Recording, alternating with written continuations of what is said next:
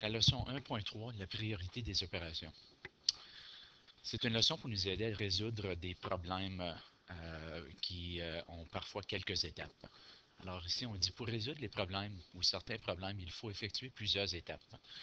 Le numéro 1, c'est important d'être capable de lire et comprendre ce que le problème demande. Dans l'étape 2, on nous demande d'établir un plan. Ça, c'est souvent choisir quelle étape suivre et quel calcul effectuer. Ensuite, il faut l'exécuter, ce plan-là. Et ensuite, on fait une vérification, tout simplement revoir la démarche, s'assurer que ça a bien fonctionné. Alors, l'exemple 1. À 3, 4 et 5 ans, les enfants apprennent environ 3 nouveaux mots par jour. Combien de mots apprennent-ils au bout de 3 ans? Alors, on lit la question, on la comprend bien. Ça dit qu'à 3 ans, l'élève va apprendre environ 3 nouveaux mots par jour. À 4 ans, même chose. Et à 5 ans, même chose. Alors, en 3 ans, combien de mots? Alors, je me fais un plan. Alors, c'est important de savoir combien de jours y a-t-il dans un an. On peut faire 3 ans fois 365, qui nous donne 1095 jours. Bien, si l'enfant apprend environ 3 nouveaux mots par jour, on va tout simplement faire 1095, qui est le total de jours en 3 ans, fois 3, qui est environ le montant de mots que les enfants peuvent apprendre par jour, qui nous donne un total de 3285 mots. On a une conclusion ici. C'est ici qu'on fait la vérification aussi. On revoit qu'à 3, 4 et 5 ans, c'est définitivement 3 ans. On le sait qu'il y a 365 jours dans un an, donc ceci fois 3 nous donne un total de 1095 jours.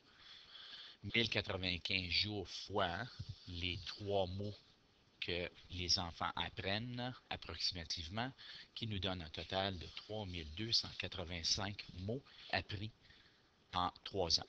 Alors la conclusion pourrait être un enfant apprendra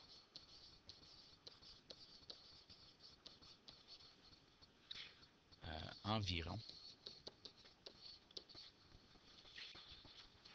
3285 mots en 3 ans. Et c'est tout. Alors passons à l'exemple 2. Émilie emploie 14 personnes dans un garage. Alors, en lisant cette phrase-là, on le sait que Émilie a 14 employés. Chaque employé travaille 12 heures par jour. OK, on va ajouter ça. 12 heures par jour pour un salaire de 19,95. Alors, à 19,75 et non pas 95. 19,75 par heure. Cette année, 9 personnes ont travaillé 143 jours. Alors, 9 personnes ont travaillé 143 jours. Les autres 5 personnes ont travaillé 131 jours. Quel était le total des salaires? Alors, avec les informations que j'ai recopiées ici, on peut choisir de trouver le salaire d'une personne dans une journée. Ensuite, on pourrait trouver le salaire pour 9 personnes en 143 jours et ensuite le salaire de 5 personnes en 131 jours. Alors, commençons avec la première chose. Je vais dire le salaire d'une personne. Un salaire d'une personne. Une personne travaille 12 heures à un salaire de 19,95. Alors, une personne, dans une journée, va faire 12 heures fois 19,75, qui est égal à 237 $. Maintenant qu'on sait que le salaire d'une personne pour une journée, c'est 237, il y a quelques différentes façons de le faire. Moi, je vais décider de faire le salaire des 9 employés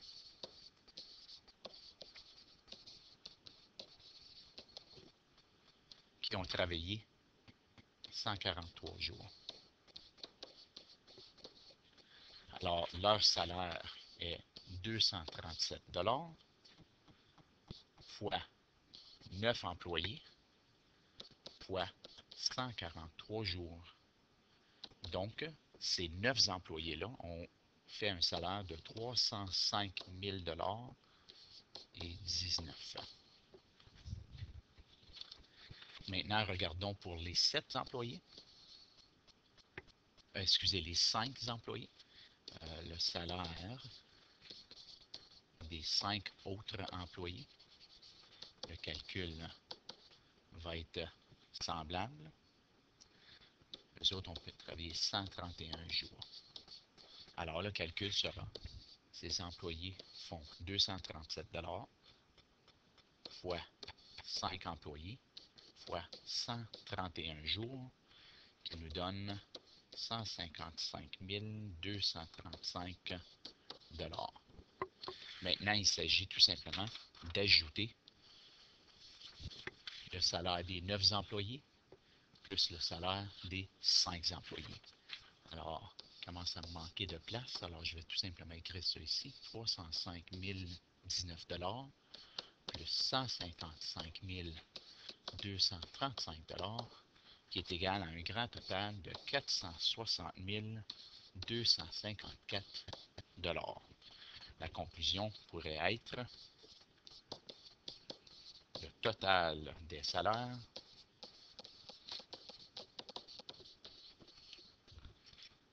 était 460 254 $. Alors, la vérification qu'on pourrait faire, ce serait tout simplement de relire la question et de s'assurer qu'on a couvert chaque étape. Alors, 9 personnes à 143 jours à un salaire de 237 $ qu'on a fait à cette étape ici. Puis les 5 personnes, on vérifie nos calculs, on peut remettre ça dans la calculatrice. Une fois qu'on a bien vérifié, on a bien suivi toutes les étapes. Puis, maintenant, on peut pratiquer. Alors, dans le livre OmniMaths, à la page 13, pratiquer avec les numéros 2, 3 et 4.